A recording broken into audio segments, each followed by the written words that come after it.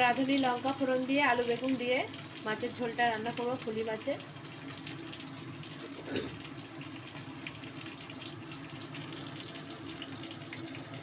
লবণ দিয়ে দিলাম,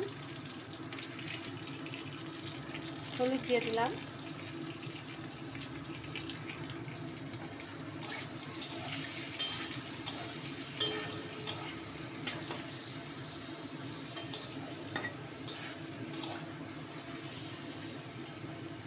বেগুনটা ভাজা ভাজা হোক। আদা জিরে আর লঙ্কা বাটা সামান্য একটু দিয়ে দেবো, দিয়ে একটু নাড়াচাড়া করে নেবো। এক হাতে করি তো ওগুলো কড়াইটা একটু নড়ে যায়।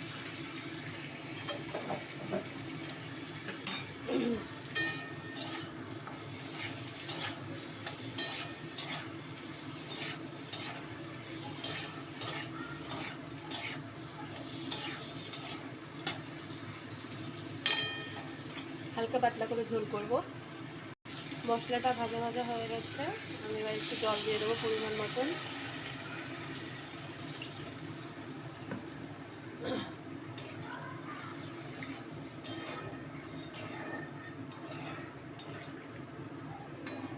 ঝোলটা ফুটে উঠলে মাছগুলো দিয়ে দেবো।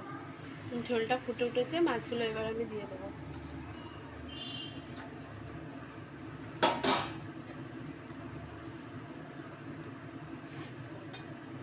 দিয়ে আস্তে করে আমি এবার ঢাকাটা দিয়ে দেবো,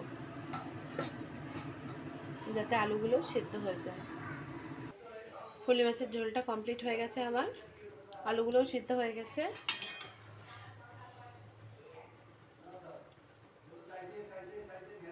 এবার আমি নামিয়ে নেব।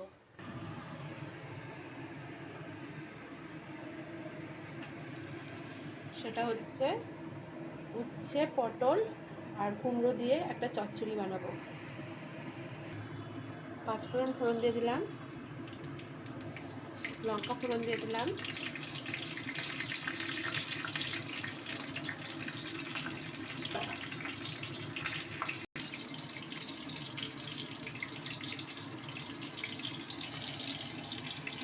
মশলাটা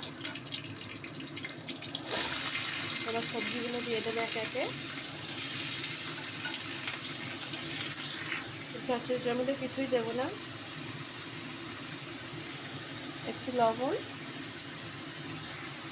আর একটু হলুদ দেবো, দিয়ে নাড়াচাড়া করে নেবো।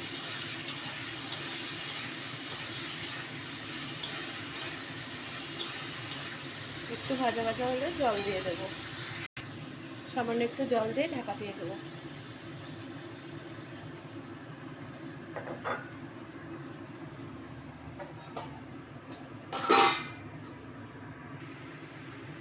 চচ্চড়িটা হয়ে গেছে, আমি নামিয়ে নেব। কমপ্লিট। ভিডিওটা ভালো লাগলে লাইক করে দেবে বেশি বেশি করে।